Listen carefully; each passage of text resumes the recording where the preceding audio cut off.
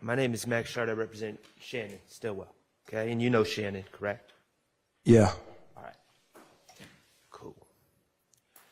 I want to ask you about this, the picture you just saw of the tombstone. You ever see that picture before today? When they showed it to me, I think. When who showed it to you? She showed it to me last week, I think. She being the prosecutor? Yeah. Miss Hilton? Mm-hmm. Okay. So, and you, on that vlog, I think you're calling it a vlog, you made a reference to a tombstone, correct? Uh-huh. All right, and were you referencing Donovan Thomas's tombstone? No. Okay. Well, let me just ask you about Donovan Thomas's tombstone, okay? Mm-hmm. Did you deface Donovan Thomas's tombstone? No. I actually thought that was I thought somebody just made that. I didn't know somebody actually went there and did that to his real tombstone in real life. So when you're saying you actually thought that, are you talking about when you made that vlog, you thought that, or? I wasn't talking about that. I wasn't talking about his tombstone because I was talking about ESPN, and I said we wrote ESPN on the nigga tombstone. I never said we wrote SLATT on the nigga tombstone. I ain't hear that in the video. So I wasn't talking about his tombstone. Okay. So let me just ask you this. You said you personally did not deface any have you defaced any tombstones? No. Okay. Have you been present for the defacing of any tombstones? No. Okay. Regarding the picture you just saw on the screen of Donovan Thomas's, or the tombstone that said Donovan Thomas, do you personally know who did that? No. Okay. Do you know if it was one of your friends that did that? I think I would know if they did that, but I don't know them doing that. Do you know if it was another rapper who did that?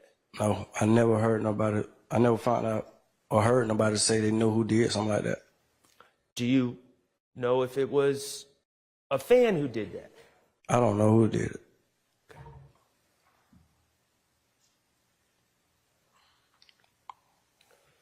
Do you know when it was done? No. Okay. Mr. Lee, what is your profession? Music. Okay, you're a musical artist, correct? Yeah. Okay, and in common terms, you're a rapper, you're a hip hop artist, correct? Yeah. Okay. I want to ask you a little bit about your profession, okay? Is that okay? All right. When did you start deciding that maybe you wanted to be a musical artist? What age? I think when I got out of high school, like 18, probably. Okay. Around 18. Okay. Is that when you started, and how old are you now? 25. Okay. Is that at age 18, is that when you started rapping and working on your craft, or had you been working on it beforehand? I mean, I worked on it before, but that's when I took it serious. Okay. Well, I want to talk about before you started taking it serious. Okay. When did you start writing down lyrics? 8th grade. 8th grade. Okay.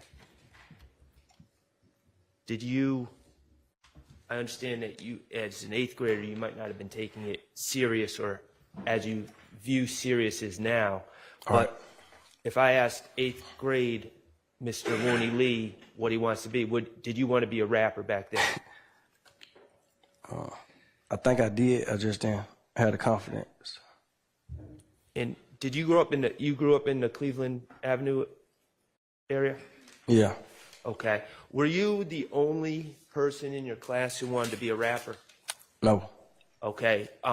Did a lot of the young men and women, boys and girls that you went to school with, want to be rappers? Yeah. Okay. Is that a common dream in the neighborhood that you're from? Yeah. It's almost the only dream. Okay. Now, 8th grade, we're talking about age 13, is that fair? I think so. Okay, so we got and you testified that you started taking things serious at age 18. So we got about 5 years between 13 and 18. That were you doing music that entire time? On and off. Is that why you say you weren't taking it seriously? Yeah, like on and off. I was doing music. When did you start going to studios? Real studios. Any studios? Told you 8th grade.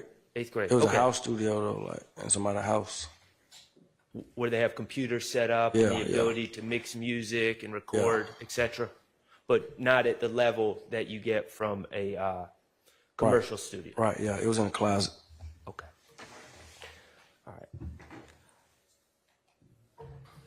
right. When you said you started taking it seriously at 18, what changed? What is different between 17 and 18-year-old Wunnie Lee as far as his music? I mean, I was older, so I was able to go to real studios and see bigger things in music. I don't know. And it made me like, I mean, I guess because I was older and I was able to stay out longer or go to studios and stay out late with my friends at the studio. So it made me just like, I mean, I had the time to take it serious. I had the opportunity to take it serious now because I'm 18. Gotcha. At some point, have you been able to sign a record deal? Yeah. Okay. Who do you have a record deal with? Alamo Records. And where are they based out of? New York. Do they have any sort of affiliation with YSL, the record label? Other than you? At all? You saying like, I mean, I don't know. Are they one and the same? What you mean? Are they one and the same? Do the people that run YSL record label run Alamo? No. Okay. Are they the same people? Do the people that run Alamo run YSL? No. Record label. Okay. All right. And what year did you sign with Alamo? 2018. Okay. I was 19. Okay. I think that's 2018.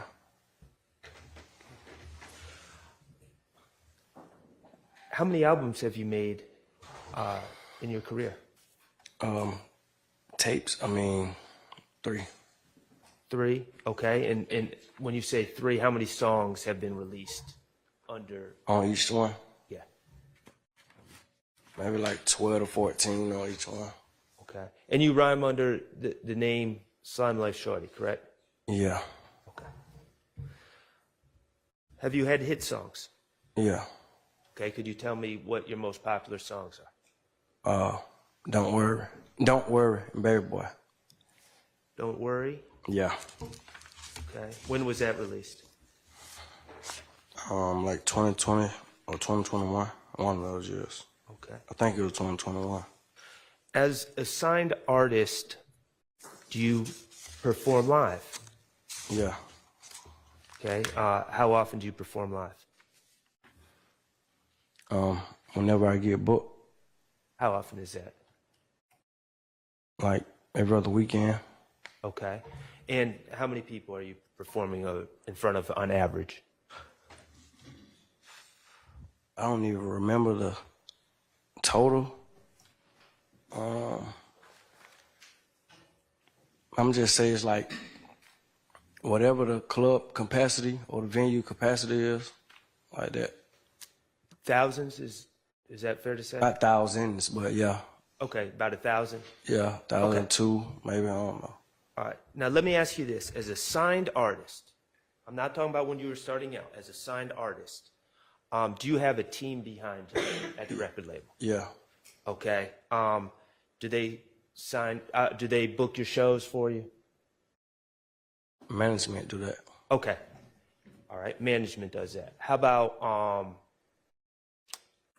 designing the graphics on your albums and things like that? Yeah, they do that.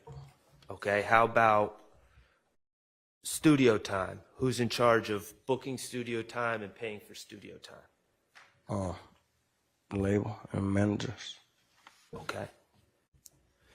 And your social media presence right now, do you have Instagram, Twitter, etc.? Yeah. Okay. And what is your moniker on Twitter, for instance? Is it SlimeLife Shawty? I don't even know. I don't even run my Twitter. My label and team do that type of stuff. That was my next question. So as a signed artist, are you responsible for the tweets that you put out? No. Are you responsible for the Instagram posts that you put out as a signed artist? Not 100% of them. Okay. Does your record label utilize social media to garner their artist, you, attention? Yeah, like they might feel like they know the best things to post or to say. Is it part of a promotional plan? Yeah, yeah. Okay.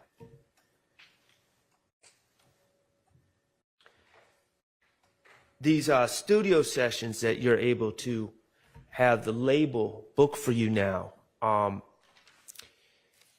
those, who pays for those? The label, though. Okay.